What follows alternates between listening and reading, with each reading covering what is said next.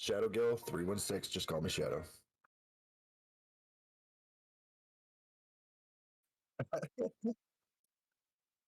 Yep.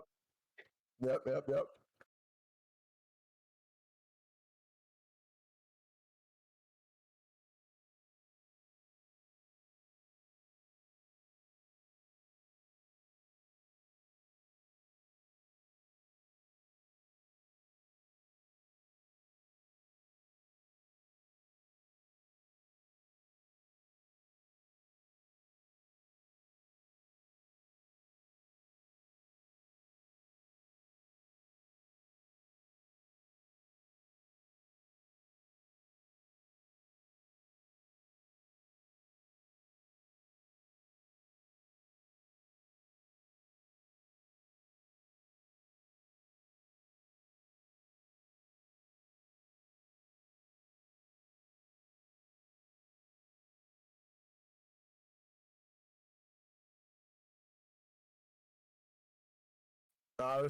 There's nothing figurative about it. I fucking love Resident Evil.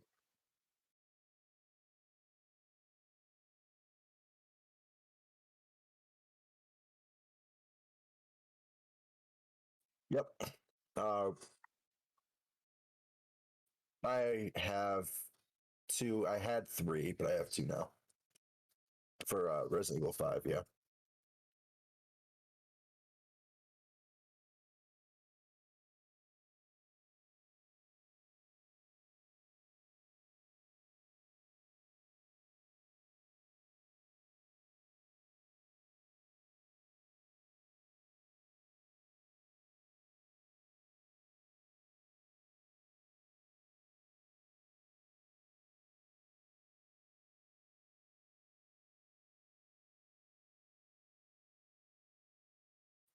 Hey, 1 second. I'm getting word that your mic is muted and nobody can hear you.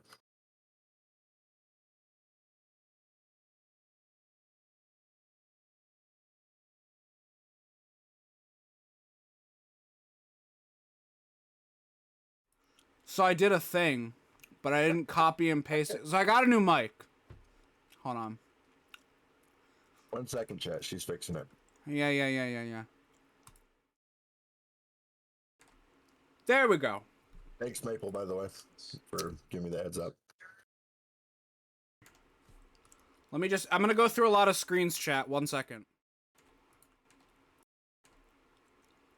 Hello, ladies and gentlemen.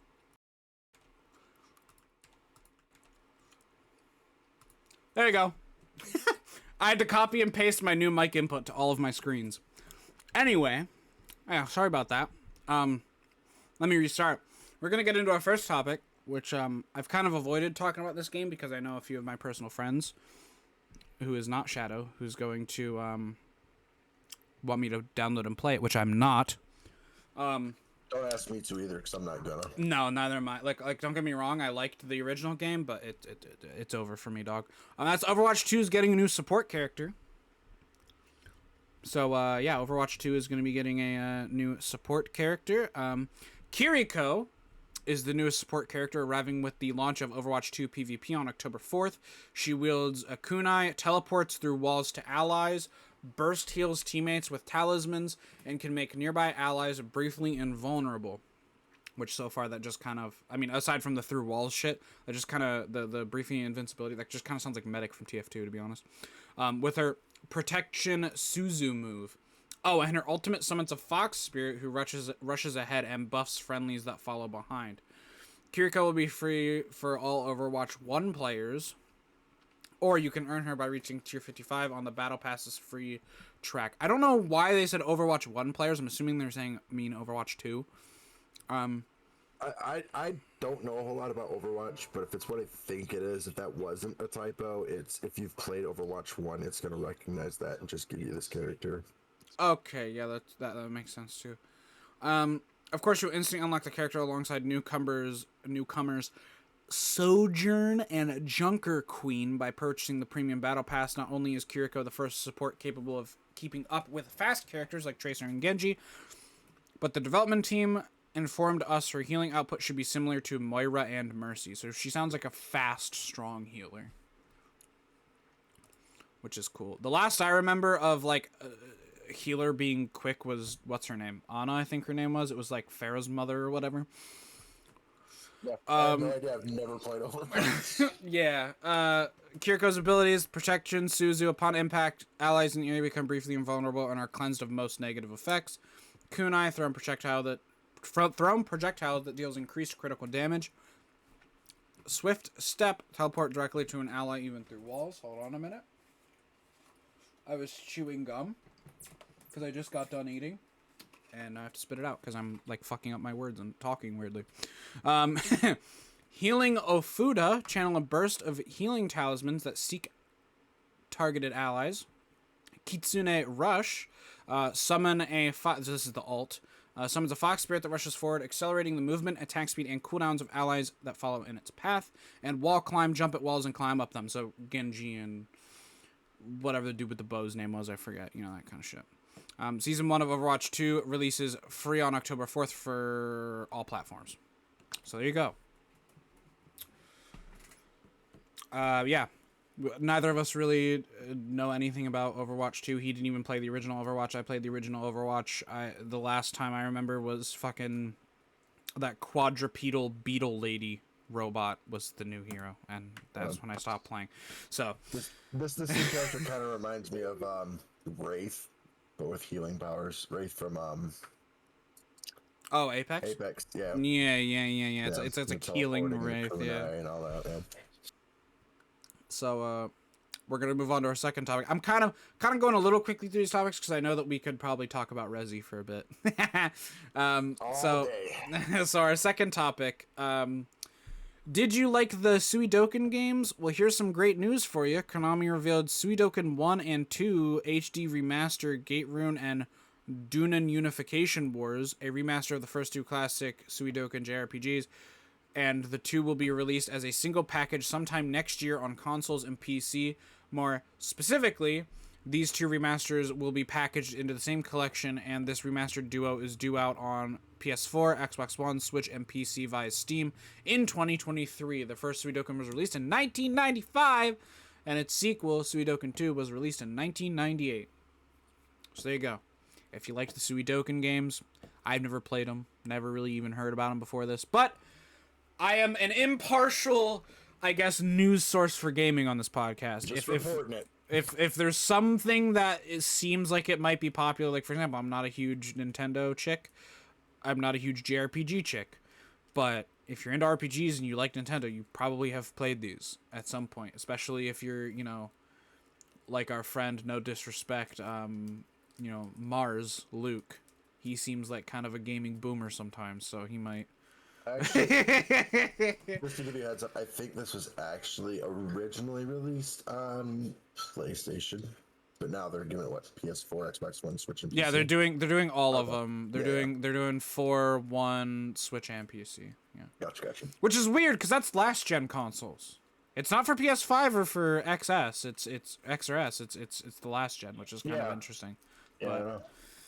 So it's definitely an interesting move. Yeah, whatever. It's on PC. Who cares if it's anything? If you don't have a PC, obviously that doesn't affect you. But once you have a gaming PC, as long as it says PC, you're fine. It's like no, you don't care about anything else after that. All right, our third topic. We're getting on to it. The new Resident Evil news. This is the whole bread and butter as to why you're on here. Yep. So I'm gonna read through like pretty much all of this, and then we'll talk about it after. So, Capcom has revealed that it will hold a Resident Evil focused showcase in October, presumably to discuss Resident Evil Village's upcoming DLC, The Winters' expansion, which comes out next month, and Resi 4 Remake. And speaking of Resi 4 Remake, producer Yoshiaki Hirabayashi confirmed during Tokyo Game Show that the remake will be coming to PS4 as reported by GameSpot.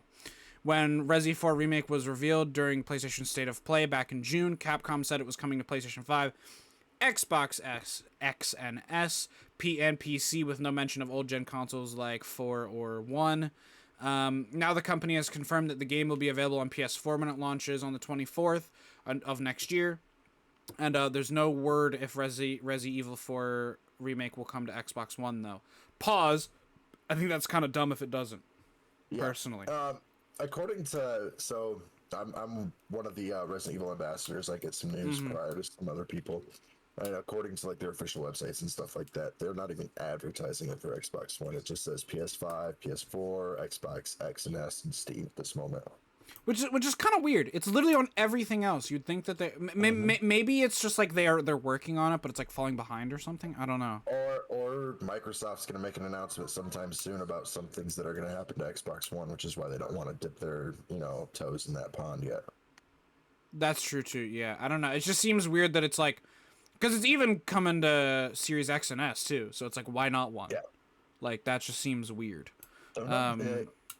Like I said, it could be just either they're doing something with Xbox One that they're not liking, or they're gonna stop support for it close enough to when the game releases that it's at that point not worth releasing it on Xbox One. I don't know. This is just speculation, but those are just a few of the things that it can be doing. Yeah, I don't know. It's kind of strange, to be honest. Elsewhere during Tokyo Game Show, Capcom detailed more of what to expect in the upcoming Winter's DLC for Village in a new PlayStation blog post. So after you said about you knew about the Resi 4 remake, I was like, well, that's a shame. But this was honestly, out of the two things, Resi 4 remake, that's huge. But I'm not a huge Resi fan, so I'm not that doesn't impact me as much. I'm more interested in seeing what happens with the Village DLC personally, actually, because like. From what I read, what I skimmed over, because I skim over these articles before I put them in here just to make sure that they're worth, but I don't actually take time to like read and then think about what I'm reading. But from what I skimmed over, it mentioned, well, we'll get to it, but it sounds interesting. Quote, first, I'd like to kick things off with the new story, DLC, Shadows of Rose.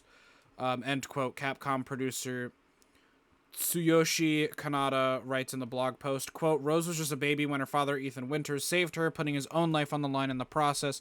This story DLC will feature Rose 16 years after the events of the original story, now fighting for her survival. The game takes place in the realm of consciousness of the quote-unquote Mega Mycete? I remember them saying it in Mega Mycete. Mycete, yeah. This realm is a world where many traps and monstrosities lurk. However, Rose can only carry a handgun, a little bit of ammo, and first aid med. That's the point that sounds interesting to me. So it's almost like what the core game had, only the inventory is even more limited, which is like kind of a cool idea. It kind of seems to me like they're taking it back to the Resident Evil 2, like specialty runs where you could play as like Hunk or the Tofus or stuff like that, where you didn't really pick up extra stuff, you just had what was in your inventory. That's kind of like a challenge run thing. It kind of sounds like where they're going with this one. Yeah, that's kind of the vibe I'm getting. It's like Rose can only carry a handgun, a little bit of ammo, and a first aid med. It almost seems like they're just taking your inventory slots and they're just like, yeah, you only have 4 now, or something like that. Or like you only have 6 and 2 of those are taken up by your pistol, or something. And now you like really have to be like, okay, I can only hold like X amount of med and like literally like 2 mags, and then that's it. You know what I mean? Like it seems more survival. Yeah, the inventory system in 8 was different from like 3 or 4 or 2 remake. They went back to more of like a Resident Evil 4 style inventory system where each item takes up a certain amount of slots in a box. Yeah. So just a little bit different there. It's gonna depend on I don't know if they're gonna let her pick up any more ammo or anything like that. It's gonna depend on how interested in this it's gonna be. I'm just interested, like, because again, I don't own this game. I'm probably not gonna play it, but whenever a new Resi does come out, though, I usually watch whatever popular Let's Player I enjoy watching play it. and I'll probably be playing it at some point. Yeah, that's what I did for Biohazard or whatever it was, the 7 I think it was, and then I did that for 8 as well. I watched I think 8 I watched. It was some big Let's Player like Markiplier or Jack or something like that. It was one of them. I watched them play through it, but yeah. I always like the Resi games because the storyline is interesting to me. They for some reason you can see a bunch of like zombie infection-esque viruses like Last of Us. even the Call of Duty Zombies storyline, fucking Walking Dead, whatever. And none of them are gonna be as interesting and like fascinatingly convoluted as the fucking Resi virus. Yep. Yep. Like, yeah, it's fucking nuts. Quote, with little resources in hand, Rose needs to use the very powers she desperately wants to rid herself of. Her unusual abilities can stop enemies for a while. It can also be used to destroy obstacles in her way. By using Rose's power effectively, you can take careful aim at enemies' weaknesses. The PlayStation blog also details the other aspects of the Winters' expansion, including the new third-person mode and additional mercenaries orders. So be sure to head there if you're interested. In more information. The expansion and Resident Evil Village Gold Edition, which includes the DLC and the base game, will be available October 28th. So that's cool too. Imagine playing through, and I think the third-person mode. I'm not sure if they mean like the entire game as a whole or just this DLC. Yeah, third-person mode is from what I've read, I believe it's going to be like the original game and maybe some of the DLC, but I don't know if it's going to apply to Mercenaries mode yet. Okay, because I would be interested to watching somebody on YouTube like play back through Resident Evil 8 again, but in third person. That would be cool. Yeah. So yeah, because there was a lot of like split opinions online about whether they were going to have it in third person mode or they were going to go back to first person like they did with Resident Evil 7. And it was pretty much a 50-50 split. Half the people wanted them to go third person, half of them wanted to go first person, and they chose to do first person. Yeah, because Resi 4 was third, was it not? Yeah, Resident Evil 4 started the third person over the shoulder camera. Mm-hmm.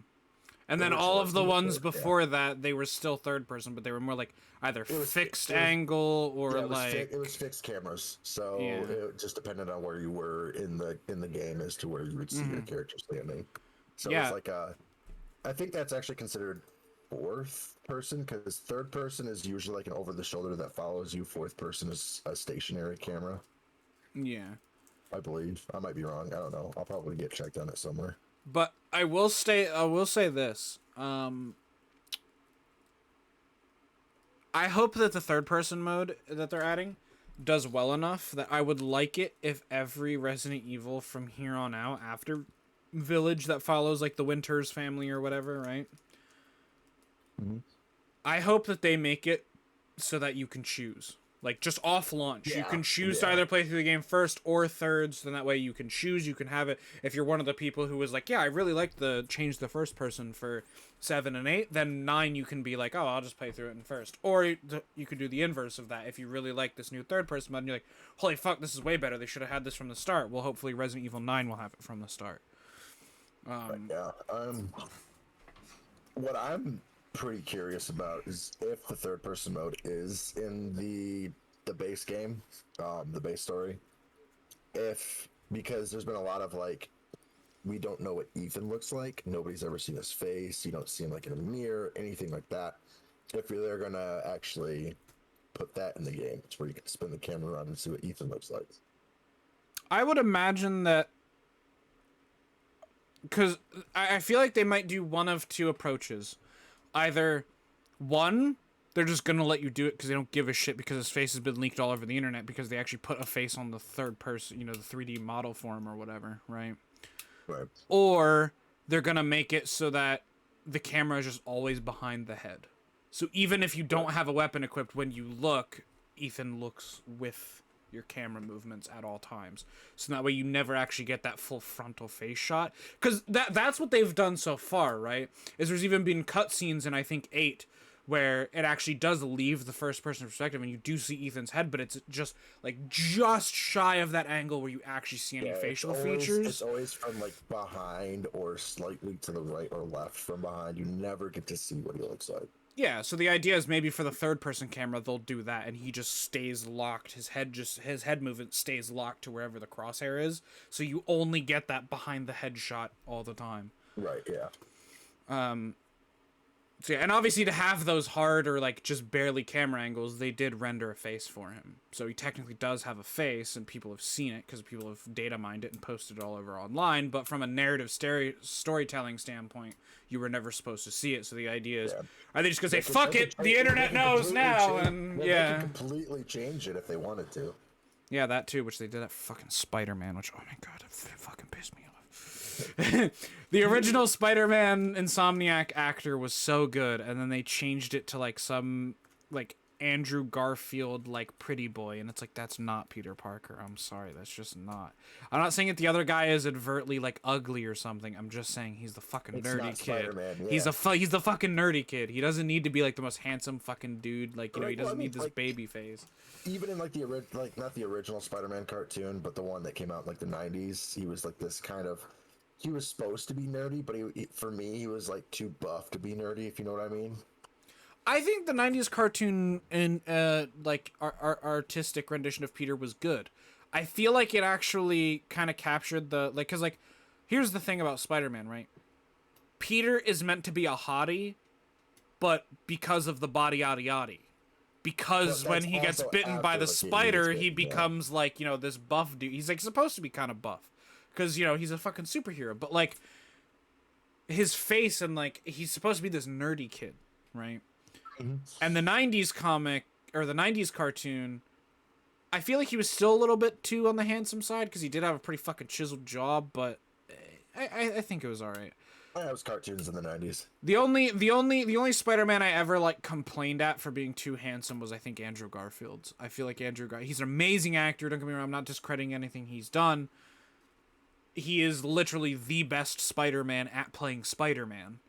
But Yeah, he got just the whole like he got that, oh, I'm just kind of like slightly nerdy. I'm like, you know, that hot skater boy, you know, kind of like, and it's like that's not Peter. Parker down, but he got Spider-Man down, like Spider-Man's snarkiness and his quick wit. Yeah, his no, honestly, one-liners that during fights. honestly, the perfect Spider-Man would be like if you had Andrew Garfield playing Spider-Man in the suit and you had Tobey Maguire playing Peter Parker out of the suit. Yeah. Like that's the perfect balance, because Tobey Maguire did an amazing job as Peter, but as Spider-Man, some of his one-liners fell really fucking flat. Yeah. But anyway, yeah. So I don't know. Maybe they'll change Ethan's face, or maybe they'll. I kind of still say screw you to all the guys that data mined it and say nope, this is what he looks yeah. like. I still hope. I'm honestly still hoping that they keep that integrity of like you still don't know what he looks like. They're gonna keep the camera behind the head at all times. And then maybe for like the Rose DLC, since they were very upfront about what she looks like, maybe that one they'll let you actually flip the camera around. I'm not sure, but Yeah. I mean, like at the ending cutscene, you saw exactly what she looked like. So I mean, yeah, her face isn't a That one is, secret. yeah. Ethan's No, not at all. still is. Technically, quote unquote, it's still a secret. in canon, it's supposed to be secret. Yeah. Yeah.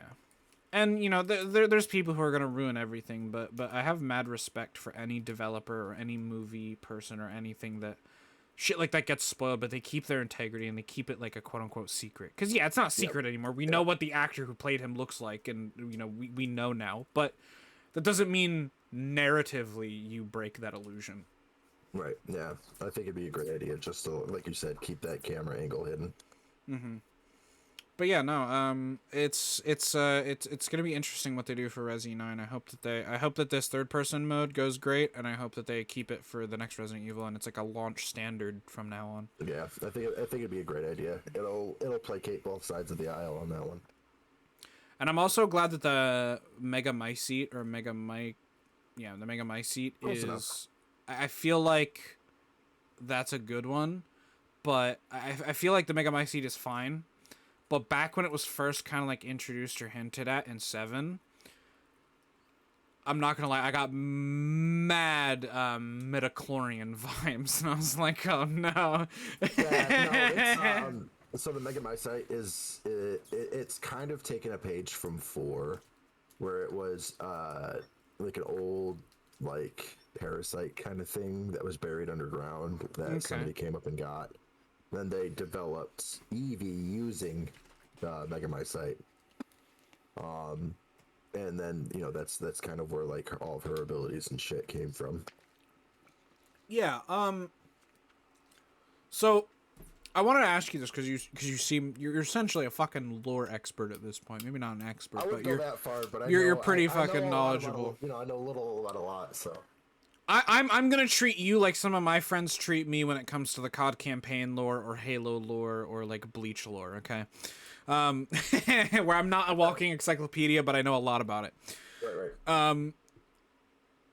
The virus, the T, the whatever fucking like whatever letter virus it is, was that meant to be an evolutionary virus, or like what was the point of the Umbrella's creation of it? Because I knew that they created it, I knew that it broke out, and I knew it turned people into monstrosity. I knew all that, but I never understood why it was created in the first place, like why they tried to create it. So you're asking for the original reason for creating the T virus? Yeah, was it like an evolutionary thing? So as far as I remember, Umbrella created the original T virus with the idea that it was gonna kill cancer, it would regenerate things in your body, kind of like as like a health serum. It would kill Okay. everything that was bad in your body and keep all the things that were good. Now that you say that, I do remember something along the lines of the T virus being like a cure for cancer or something like that. Yeah, so it was meant to be like this ultimate rejuvenation thing, Mm-hmm. make your skin glowing, your hair beautiful, everything about you to be great, and to eliminate all the bad things, like the viruses and Yeah. the bacteria, the bad bacteria, and cancers and diseases and stuff like that. That's what it was originally made for. But then there were other people that during the development of it kind of took it that other direction, and that's the part that got. Yeah. Because I'm not gonna lie. There's a whole like.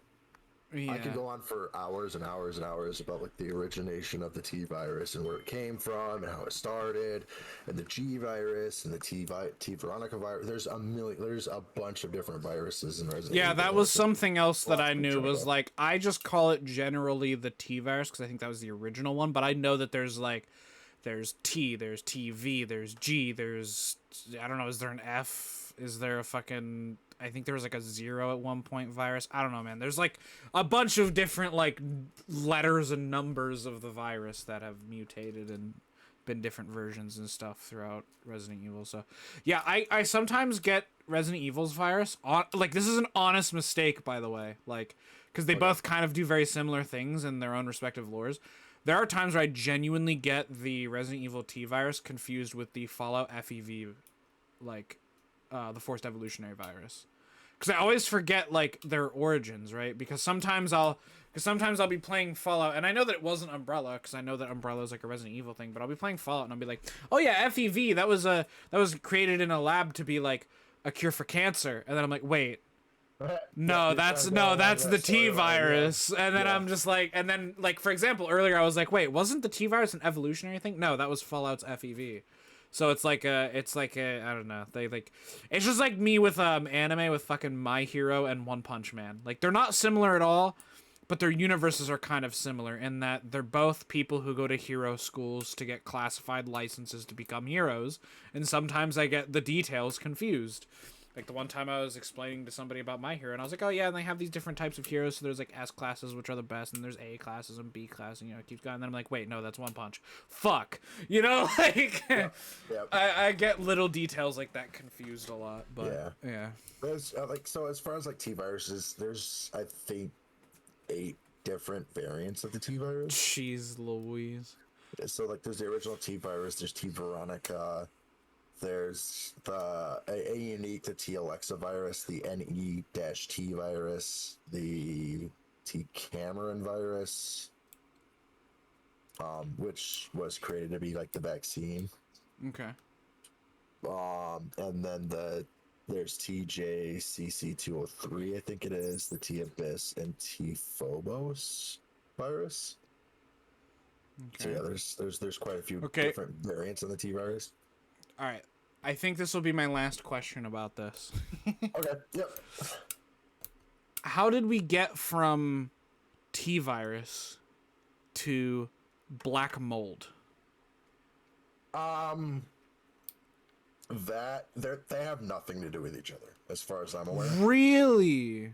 Yeah. So the black mold is a byproduct of Eevee.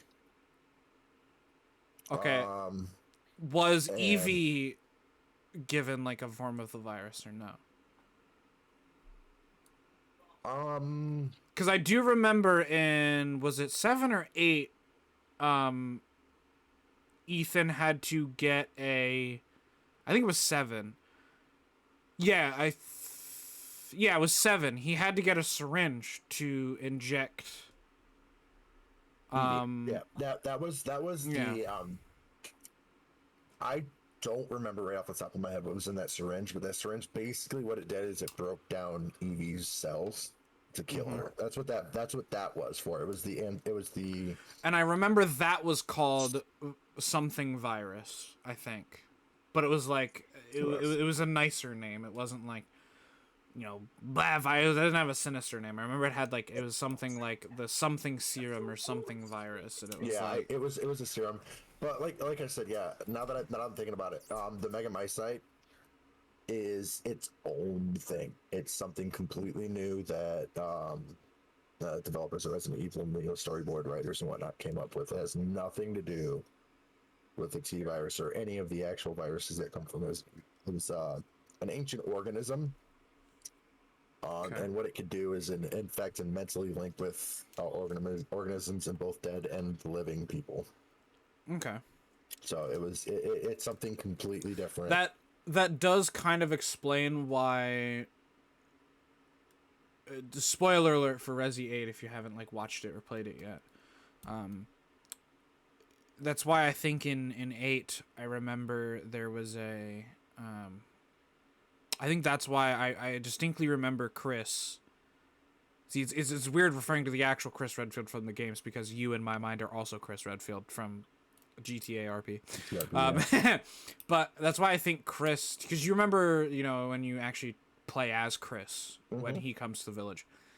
I think I distinctly remember him being very confused as to what was going on. Like he knew, but he didn't. Like he knew that it was a biological. Like he knows knew that Molded was involved, but what he didn't know is that Mother Miranda, which is the main protagonist, spoiler alert, of Resident Evil 8, was combining it with a new parasite called the Cato, or it's Cadou, and I can't remember for the life of me how it's pronounced, like Cato or something like that. Yeah. But I think that's what got to him was the fact that Mother Miranda was using the mold in combination with this new parasite. Yeah, I just distinctly remember him being a bit confused, and he's like, "What the fuck is going on here?" Like that's something that he repeated like multiple times. Like, what the fuck is going on here, man? Yeah. Yep. But yeah, so there you go. Resi 4 remake, which you knew about, but there was a few extra details about the new DLC, which is the kind of the thing that I was like, shh, just wait. Like I know you already know everything, but I at least want some sort of surprise. Yeah. Okay. I knew about the DLC that was coming out for RE8. The third person mode was new. I didn't know about that, but I did know about the new like mercenary stuff coming out. So good. I did say something. That was my goal, just to surprise you with something from this article. That was the goal. All right, awesome. So we'll move on to our fourth topic now.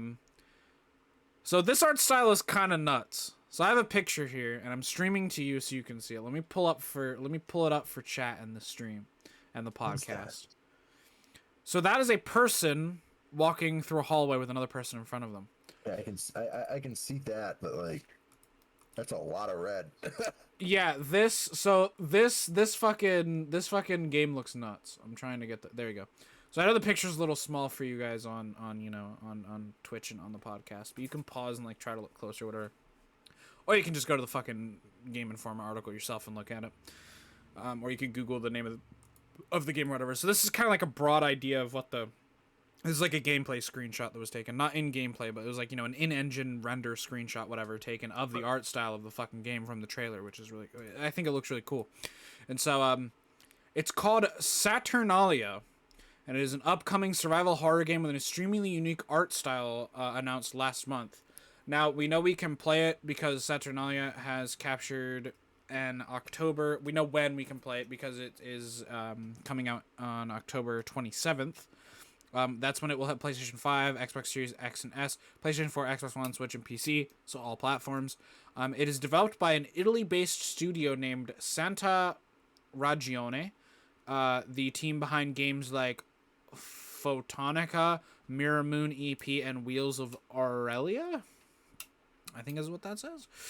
Saturnalia is shaping up to be a great time. Here's some additional Saturnalia highlights from Santa Ragione.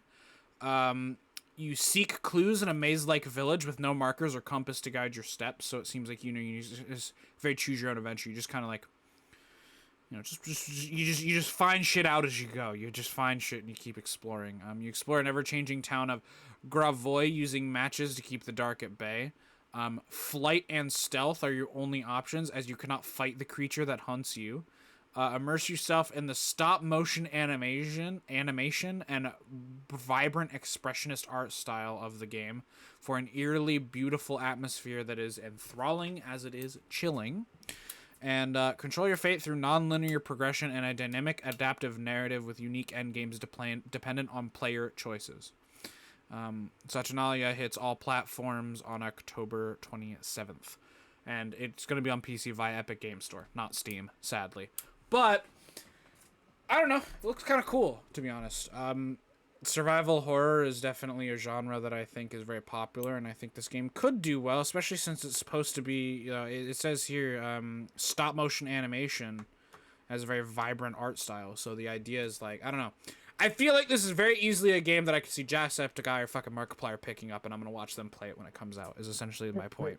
Like, it seems very, it seems very cool. I'm not sure if I'd buy it myself, but I would definitely watch a Let's Play of it because it looks fascinating. There's been a couple games that have been made where it's not a you get to fight whatever's coming at you. It's a flee situation and solving puzzles. So like Outlast. Yeah. One of those styles of games. I haven't obviously gotten through the game too much. I've only played about 2 and some change hours of it, but Stray is very much like that. The cat game. Okay, yeah. I haven't played through it completely, and there is talks of where I am in this story about getting some gun to like fight the enemy, the little enemy little rat things, fleas or whatever. Yeah. So I mean, yeah, okay, maybe there will be combat at some point, but so far you got to use your brain and like. It's almost like, imagine you're playing Call of Duty Zombies and you're kiting zombies and you have to progress through the map, but you have no gun. So you have to like figure out creative ways to get around the zombies to get to where you're going. That's kind of like what it's like in Stray, where you have to just like either keep running in circles or like draw them one way, lock them in a room and go back around another way. It's very, I don't know. I love it so far. I love that game, but it seems kind of similar to that. Maybe, or maybe it'll be like the Backrooms games where there's a centralized monster that keeps following you and you have to run from it and make sure that you stay like stealthy from it for a while. And then maybe once you pick an object up or something, it's triggered to be like, it knows where you are now. So now it comes for you and you have to escape it again or something like that. I'm not sure. Yeah, but I wonder how good the AI of the monster will be. I hope it's good. It's just, okay, here's what I think, right? A lot of people, the developers themselves prided on it. A lot of the fans of the game pride on it. And I get it. It was a very smart AI. I almost feel like the AI of Alien Isolation was too smart. Oh, I loved that game so much. It fit that good. game, but imagine that AI, but for like Mr. X in Resident Evil. It's like that. Yeah. That's too smart for the game it's in. Yeah. Alien, it worked, but if this game had like Alien Isolation levels of AI, that might be a little too smart for this. It also depends on the what they bring that monster to be. If that monster is intended to be that smart, then I'd get it, But if it's not, then They made a really good AI for that game, but man, why can't I couldn't imagine playing like, for example, this is kind of like a weird seems kind of random, but I'll explain. Like for example, the new Security Breach DLC Ruin for FNAF. If the monster in that had like Alien Isolation level AI, I don't think it would like go well.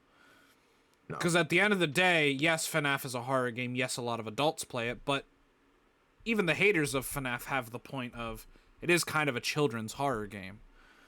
Like, it's not meant for like toddlers to play, but I mean, like, you could be 14 years old and pop that game in, and you're kind of in that target. You're part of the demographic they're targeting. Yeah, with if we're that talking game. about FNAF, I'd have to bring my daughter in to talk about it. 'Cause she knows more about that game than I do. But yeah, just all I'm saying is, like, for example, if you have some animatronic in FNAF that has alien isolation level AI, I don't think that's gonna fit very well. No, not at all. But yeah, But so- it was definitely good for that game. But that level of AI, And I feel like in this game that wouldn't be good either, because it says quite specifically, immerse yourself in the stop motion animation. If it's stop motion animation and you're gonna, well, I guess it depends on how much FPS the stop motion animation has, but I'm assuming since they're going for that as the art style, it'll probably be like not 20 FPS like your game's running at 20 FPS, but I mean like it'll be like 20 FPS style. Like they will purposely make it seem a little choppy. And if you have an AI that's as good as fucking Alien Isolation AI and you have to do precise shit in that environment, that's gonna be frustrating as all hell. yeah. But you gotta think, the AI will also have to do the same stuff in that environment as well. So it'll be balanced. I'm sure it's gonna be balanced. Yeah, but the AI could compute actions faster than it could probably deal with the choppiness, though, which could be an issue. But Yeah, I don't know much about this developer. neither do I. I know This is the nothing. first time I'm hearing of this developer, but if it's as good as they're trying to make it out to be, I think it's going to work out well. It's not going to have that alien isolation level AI. It'll have, what it needs. Yeah. All right, let's move on to our next topic. You see at the bottom there. Do you want to try to read that, or do you want me to do it?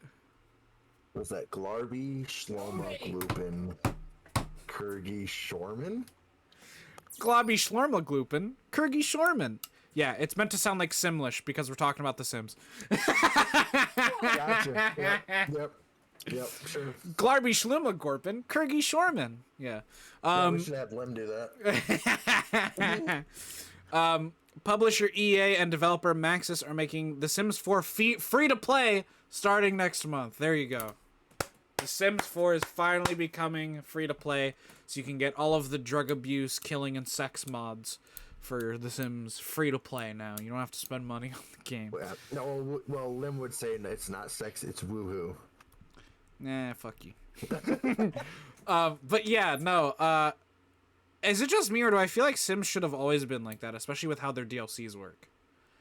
I feel like the base. I think the base game should have been free. And That's the what I DLCs should have mean. been the paid stuff. They Yeah, have I think so all that many comes- expansions and shit that they add on over time. I feel like it should just from here on out, like Sims 5, they need to develop that game and then start off with like 2 or 3 expansion packs that can be bought, and then just make the fucking base game free to play, dude. Yeah. Just do it that way. It seems a lot better because you're not only paying $60 for the game, but then also there's like, what was it? Like, I think my friend Ali said there's like $2,000 worth of like extra DLC for The Sims 4 at this point, Yeah, I'm gonna look into that right quick. Keep going. which is nuts. Like, it's a stupid amount of DLC. Like, just make the base game free to play, man. So I'm gonna read the thing. This news comes from a blog post released today that also reveals EA will hold a Behind the Sims Summit on October 18th at 10 a.m. Pacific time and 1 p.m. Eastern time. That's also the same day Sims 4 officially becomes a free-to-play game, meaning you can download the base game for free on all platforms except Switch. As for why, it seems the team simply wants the game to be available to anyone interested in it. Quote, with The Sims 4 going free to play, our team is more dedicated than ever to developing a new meaningful Sims 4 experiences for our players, and we will continue to develop and release packs, kits, and Sims Delivery Express drops into the foreseeable future, end quote, the blog post reads. The post says the team will share more about this transition during its Behind the Sims Summit on October 18th, so be sure to tune in to that if you're interested. EA Play and EA Play Pro members will receive an upgraded experience when member-only bundles of The Sims 4 go into the playlist on October 18th. The Sims 4 EA Play edition includes the Sims 4 Get to Work expansion pack, while the EA Play Pro edition includes both the Get to Work expansion pack and the Toddler Stuff pack. Quote, and last but not least, our longtime Simmers, That's a really weird. I don't know why that word sounds really dirty. Last but not least, to our longtime simmers, we want to say thank you. We wouldn't be where we are without your continued love and support to help make the Sims community what it is. End quote. The blog post continues. Quote, from September 14th through October 17th, all players who have purchased the Sims 4 base game will receive the Desert Lux Kit as a gift. With the Desert Lux Kit, Sims can relax in their modern oasis with luxurious indoor and outdoor furniture inspired by the natural landscape of the southwestern desert and materials like stone and wood. To redeem the Desert Lux Kit, simply log into the game and it will be available in the main menu for you to claim. End quote. So, how much money would buying all of the DLC for the Sims cost? Still counting. Jesus Christ. Yeah, no, I know it's a lot. I'm seeing like average price is about $20 per. And there is a ridiculous amount. Dude, it's gonna be like $10,000+ I wouldn't go that high. Nah, I know it's not actually, but that's what it feels I would say like. probably in like the 5K area, maybe. Because I thought I remember like somebody the saying 2K. Yeah, like I'm sorry, I didn't mean 5K. Like the like 2K 1500 price range. Yeah. For every DLC that's ever come out for it. There's a couple Which of is them that are just free, ridiculous. which is nice, but if you have that much DLC, why is your base game still $60 or $30 or whatever it is? yeah. Well, but now it's $20 just for Sims 4. Yeah. Which still, like, okay, that's still moderate, but like, just make it free, man. It's a good call. Yeah. Because think about this: the less play the game's free. Well, yeah, because think about this, right? The less they spend buying the base game, the more they're gonna spend on your DLC. yeah, the more they're gonna have to spend on the DLC. Yeah, so like, yeah, yeah, I don't know, but yeah, I'm kind of excited about that now. Some people who maybe have heard of The Sims, but they were like, it's not really like a big game that I'm super into, so I never really wanted to buy it. Maybe they can try it now and see if they're into it or not. I personally enjoy The Sims, although it's very similar to me, like with like a game like Stardew Valley. I actually like The Sims a bit more than Stardew, but like chill games like that, I can only play for so long until I just feel like I'm falling asleep at my desk. Yeah, it's very mind numbing. Well, to me, it's mind numbing. I can watch somebody play it and be fine, but the moment I start trying to like, I'm like the worst when it comes to building. So I would build buildings that would be very dangerous for my Sims. Yeah, it's like I like building buildings. I like that it's just once I actually get into playing the game, it's like I just get bored. But it's not like a bored like I'm not entertained. It's a bored like I'm tired. Right. Like because you have to understand I'm essentially a Call of Duty gamer girl. Like that's the game I started gaming on, like, and ever since I've just the more high, like, not saying that like a slower, more atmospheric game I can't get into, but that's like that, and like Stardew, that's too slow. That's like holy shit, I'm falling asleep. Okay, I have to have some sort of action in my games in order for me to want to like invest my time into it. Yeah. So our sixth topic, Yakuza's coming back. The 8th mainline installment in the popular long-running Yakuza franchise has been revealed, and it is called Like a Dragon 8. Set up as a direct sequel to 2020's Yakuza Like a Dragon, which starred a new protagonist, Ichiban Kasuga, and turn-based RPG mechanics rather than brawler combat, it was a hit amongst fans. That's why it's no surprise Ryuga Gotoku Studio is following it up with another Like a Dragon game. As you can see, which you can't see it because I copy-pasted this from the article, the former protagonist of Yakuza, Kazuma Kiryu, is back. And he was the protagonist in the first 6 Yakuza games. He is now back in Like a Dragon 8. Ichiban tells Kiryu it's hero time. Ben 10 vibes there. Remember, he's a big fan of the Dragon Quest series, which stars plenty of heroes. Before the trailer cuts to both of their faces, revealing that some time has passed. Both characters looking at least a little older than we last saw them. Yes, I saw the screenshot in this article, and I don't have it on here. Kiryu literally has, like, gray hair. Like, he is an old man.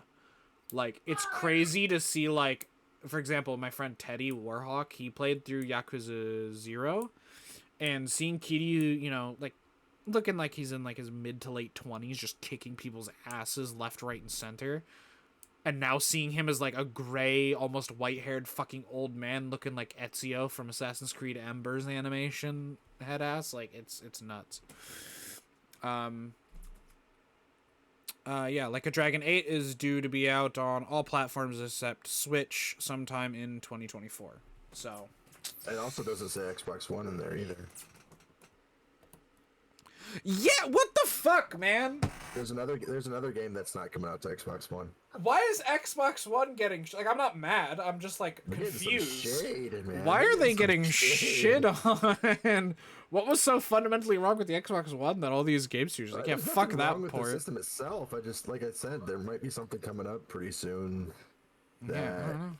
I mean, because this is also coming out in 2024. Maybe, so I maybe, don't know. maybe Microsoft at the beginning of next year or something is gonna be like, yeah, you anyone who has an Xbox, we're activating the remote explosives that were packaged in your Xbox, and we're gonna blow them up. Stick a So dynamite, we put stick it them, in the yeah, dynamite. put them outside in your backyard, and we're just gonna let them rip. It's either they're not going to support the servers anymore. I don't know. Yeah, fuck if I know, dude.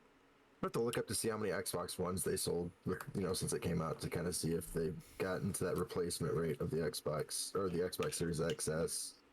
Yeah. See if they got. Well, I know the this. replacement of the Xbox One. The Xbox Series X's and S's are not increasing in price, and they've had no problem keeping them in stock, unlike PS5. So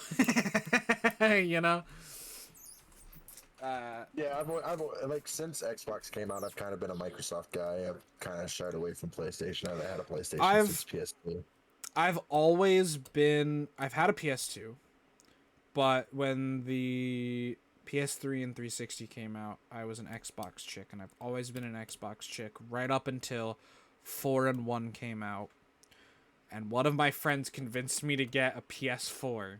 I got the PS4 about 2 or 3 years past, and I regretted it.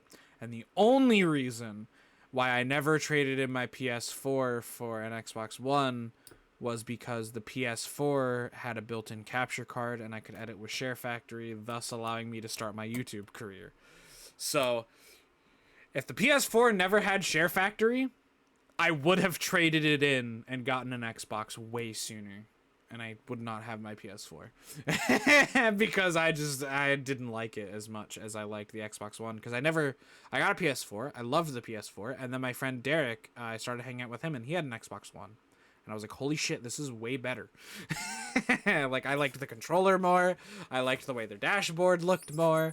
I like all this shit. I liked the way Xbox One was just generally more. The Xbox One controller has probably been my favorite controller. Oh, dude. All controllers so far. I've mentioned this on stream. I use a fucking Voye third-party wired Xbox 360 controller for my PC, and the only reason why I'm not using a third-party wired Xbox One controller is because A, I don't know of their quality, and B, every single fucking Xbox One controller, aside from a handful that is on the market right now, third party or made by Microsoft, they all have that stupid fucking USB-C at the top.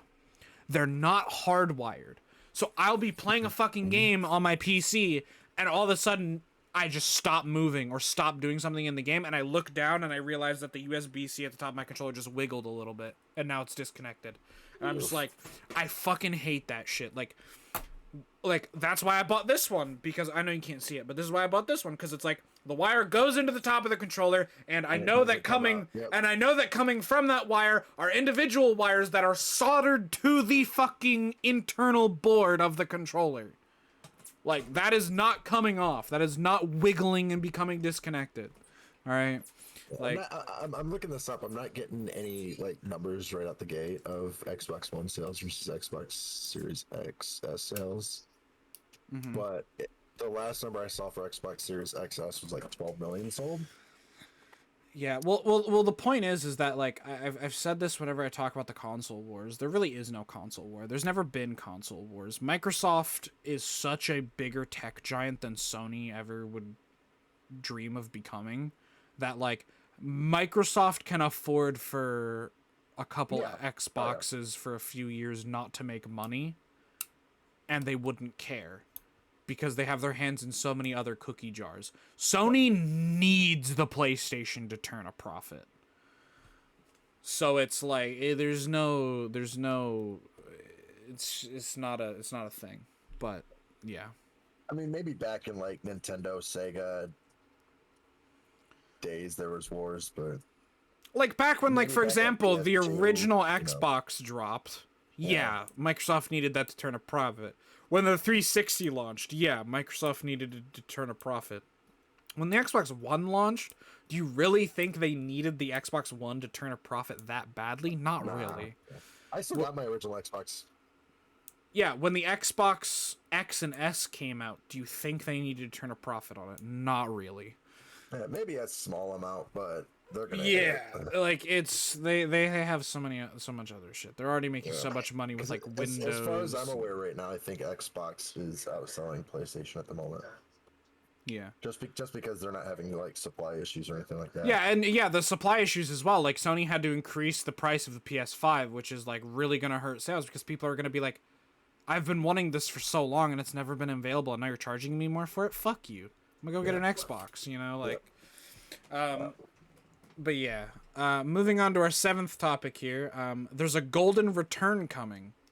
As one of the most influential and beloved shooters of all time, GoldenEye 007 is a special game for many who played it in the late 90s. However, it's been a long time since the game has been playable on modern consoles, but that changes soon as the revolutionary first-person shooter received a duo of announcements today. First, we learned about a Switch version as part of the Nintendo Switch Online and Expansion Pack 64 catalog. However, as we learned, the title, which was developed by now Microsoft-owned Rareware, is also coming to Xbox as part of Game Pass and Rare Play. When the game arrives on Xbox, it will include the classic campaign, complete with original difficulty settings and cheat codes. No word if DK mode will be renamed to something more generic like Big Head mode for the Xbox version. The Xbox version will also include split-screen local competitive multiplayer that made the game such a mainstay for get-togethers in the N64 era. Unfortunately, it does not appear, though, as though the online multiplayer available in the Nintendo Switch Online version will make the jump to the Xbox version. However, the Xbox version of GoldenEye 007 does include improved control options, including dual analog stick support, native 6:9 resolution, and up to 4K Ultra HD, a constant refresh rate, and full achievement support. GoldenEye 007 is coming to Xbox X and S and Xbox One. Hey, finally Xbox One's getting some release love as part of Game Pass. Everyone who already owns Rare Replay will also be able to download the game at no additional cost. And we don't know exactly when GoldenEye 007 arrives on Xbox, but according to Rare, the game will land simultaneously on both Xboxes and Nintendo Switch Online at the same time. So we don't know when the date is, but when it does release, it'll be on all those platforms at the same time. It's interesting that this 007 has online multiplayer for Nintendo Switch, but I guess for whatever reason they couldn't get Xbox Live servers for it, I guess. Yeah, I don't know. Which is kind of weird. Like, here's my hot take. GoldenEye doesn't really hold, like, GoldenEye for N64, shit game. Yeah. I would tend to agree, because as soon as you said here's a hot take, I was gonna be like, doesn't hold up. Yeah, it does not hold up. GoldenEye 007 Like, for Xbox does not hold up. It was a revolutionary game and it did wonders for its time. But I mean, we have side, but now we have fucking Halo, CS, COD. Like, there's been so many advancements over time that we're used to that now we come back to this and it's like, wow, this is kind of shit. And it's not because the game is necessarily shit. It's just it's not with the times at all anymore. Yeah. So, but no, I'm interested to see. I wonder if there's going to be, like, some resurgence of, like, 007. I wonder if that's going to become, like, a YouTube trend, maybe, or something, or, like, a very short-lived Twitch trend where, like, everyone's just playing some fucking... 007, like, they made 007 games after that. They made a couple for, like, PlayStation, I believe.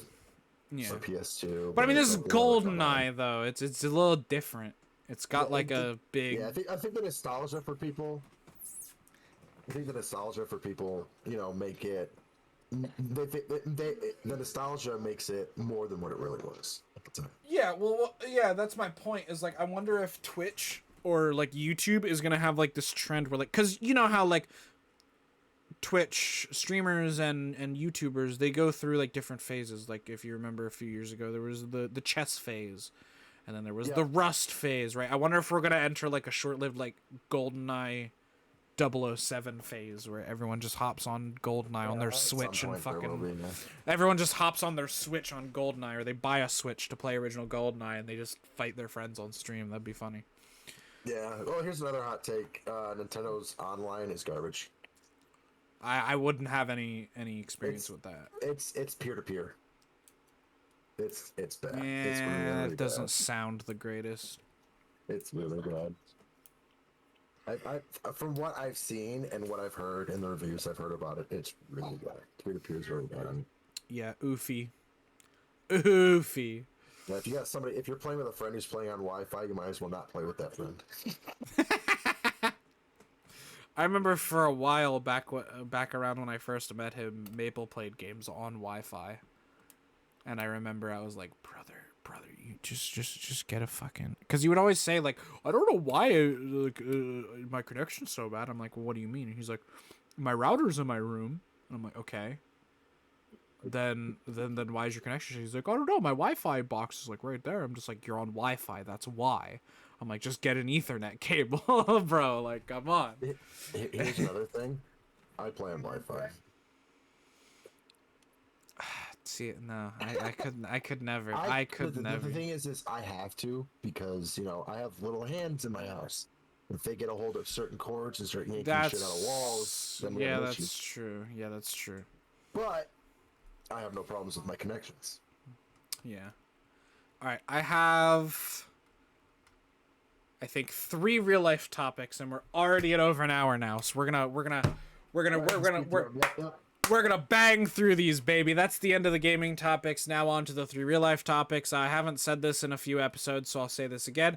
I get all of my real life topics from primarily from the oddities section of Associated Press News. If you don't like Associated Press for whatever reason, after you hear me read their article, if you decide, nah, this is fucking sacrilege, I love CNN, or nah, this is sacrilege, I like Fox News, then you can go to their respective websites, and if they have an article about it, you can read that. But we're going to get right into this with the 8th topic is a very slimy situation. So this article is from Berlin. German customs officials say a trail of slime led them to a stash of almost 100 giant African land snails and other items hidden inside bags at Dusseldorf Airport this month. Pause. Why has like almost every single one of these podcasts have a fucking animal smuggling topic in it? Why are so many people getting caught smuggling dumb fucking animals into countries?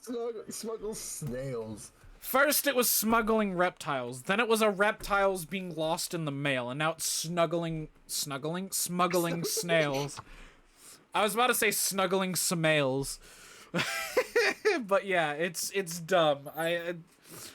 In a statement Friday, authorities said officials stumbled over one of the snails on a baggage truck and initially thought it was a toy until it started moving.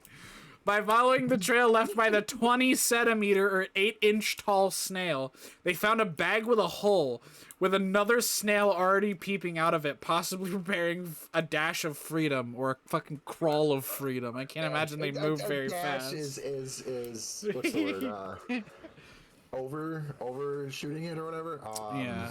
Yeah. In total, officials found 6 bags containing 93 giant snails, 28 kilograms or 62 pounds of fish and smoked meat, and a suitcase full of rotting meat. All had been imported from Nigeria and were destined for an African goods store in Western Germany. The snails were handed to an animal rescue service in Dusseldorf, and the meat was destroyed, customs officials said. Quote, never in the history of the Dusseldorf Custom Office has a trail of slime led us to smuggled goods, end quote, said its spokesman Michael Walk. Dude, you wanna fucking Fucking hashtag snail trail. dude, Shadow, You wanna go snuggle like 100 snails with me, dog? I don't want to snuggle snails, and I don't want to smuggle them either. I don't want to snuggle snails. Snuggle snails, dude. Holy shit. Dude, Wow. why do people smuggle? People, man. People smuggling animals, bro. All right. Ninth topic: beer is too much. This article is out Beer is of never too Munich much. in Germany. Beer is too much. Not too much beer. Beer is too much. Oktoberfest is back in Germany after 2 years of pandemic cancellations. The same bicep challenging beer mugs, fat dripping pork. I don't like that. I don't like those adjectives there. Pork knuckles, pretzels the size of dinner plates, men in leather shorts and women in cleavage bearing traditional dresses.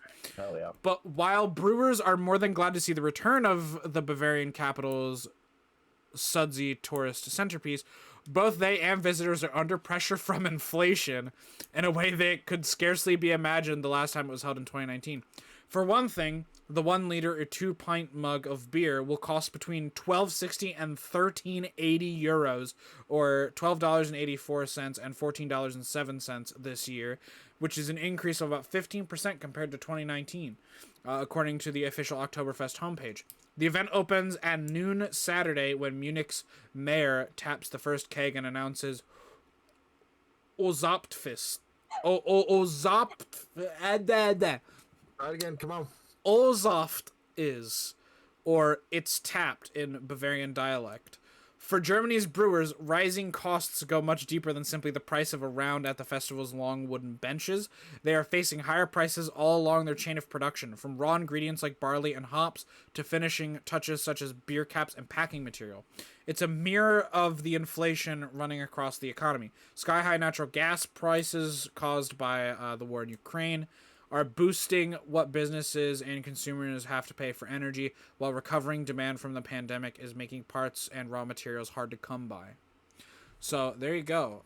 Essentially, Oktoberfest is essentially being financially canceled because people can't fucking afford shit, which kind of sucks. I mean, at least they're going through with the, but it seems a little frustrating, innit? Because like you finally for like 2 years, for 2 fucking years, you're like, I can't wait for Oktoberfest. And then you come to Oktoberfest and you have to spend like $500 on beer, which is just ridiculous. Yeah. And finally, our 10th and final topic for today. Imagine your college photos costing this much, Shadow. This article is out of Boston. College photos of Tesla CEO Elon Musk and memorabilia from his girlfriend at the time sold for $165,000 at auction.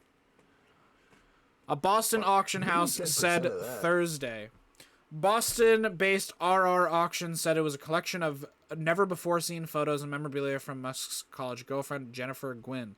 Musk changed his Twitter profile to one of the photos Wednesday. He's currently in a public fight with Twitter to try to get out of a $44 billion deal to buy the social media company, with a high-stakes October trial over the dispute looming.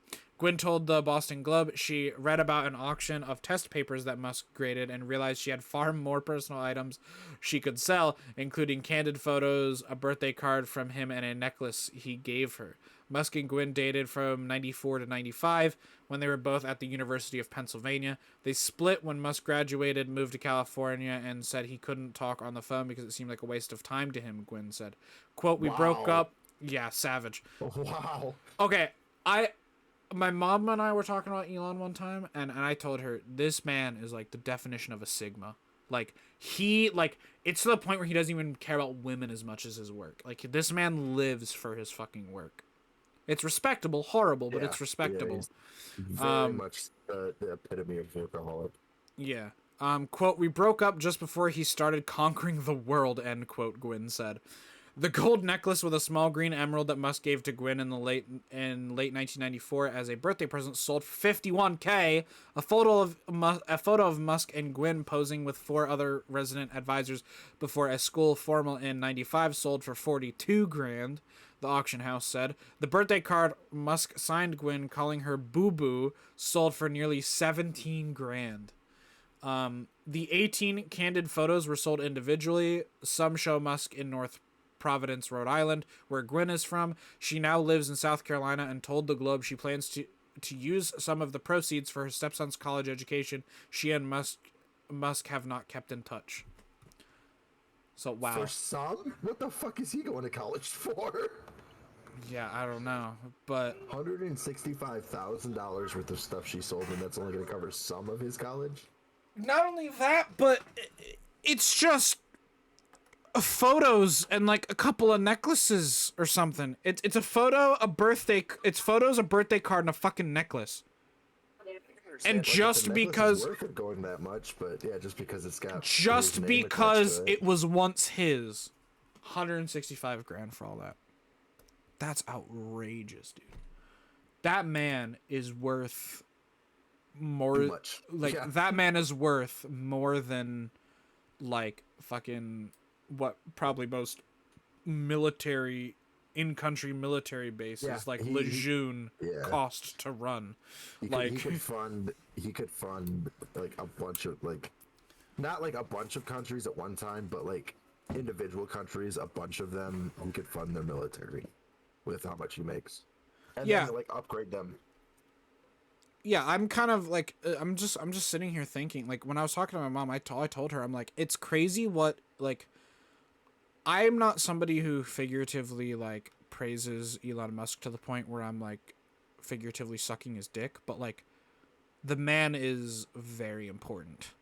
Like he has done in like however many years it took him to do it what NASA, a US government funded thing, couldn't do in like 30 to 40 years, and that was get a rocket up into space and have it come back down to us like completely fine Yeah, that's and reusable. that right there on its own is He did it in like what 20 years, epic. and they haven't Yeah. been able to do it like going on 40. Like yeah. it's He privatized spaceflight. yeah, which is nuts. Like and you know some people think like oh you know it's scary like people can use it for bad. They could, but I see it more as like he's just helping us as a fucking race at this point advance. Yeah. Like fuck us as Americans or a country. Us as humanity, as a race of beings, he is helping us advance. So at this point, Yeah, I'm and just like- like, hey man, Yeah, I and- understand. and the reason he was able to do it so quickly is because the government was involved. When the government gets involved with something, there's, there's procedures and miles and miles and miles of red tape and hoops they got to jump through and all that stuff. Privately doing it, you don't have to go through all that. You can just do it. Essentially, Yeah. there's no laws against launching something into space that's not gonna hurt somebody. You know what I mean? Yeah, okay. We're going to pause here and we're going to end the actual podcast because it's been going on an hour and like 13 minutes now. But we'll be talking more in the wow. We went so long that the background footage is actually done. Holy shit. That's the first time that's ever happened. All right. yeah. But anyways, yeah, that was the main bullshit podcast for September 19th, 2022. Thank you guys so much for watching. Be sure to leave a like on YouTube. Thank you, chat, for being here. Shadow, thank you so much for being here and helping strengthen the differences between Fallout's FEV and the T-Virus, even though I'm probably going to get it confused like tomorrow. But yes, thank you for being here. I appreciate you problem. talking about Resi. And thank you guys for watching. And the after show is coming up. Those of you on YouTube, the after show will be up on Wednesday. So I guess I should announce this now really quickly before we actually go leave. The after show is changing a little bit. If we have after show highlights, they're still on Sunday. But what I'm gonna do is after the stream goes off, like after the after show is over, the main podcast episode is gonna be uploaded to the bullshit channel. Then the after show VOD is going to go up on Wednesday, just in that way there's a couple days time gap for incentive to be here live. And then if there's going to be highlights of that live, or of the after show, if there's going to be highlights, then the highlights will be up Sunday. So we're increasing the bullshit channel uploads from Monday and Sunday every week to Monday, Wednesday, and Sunday every week. So, there you go. Thank you guys so much for watching. Appreciate you, and I'll see you in the next one next Monday.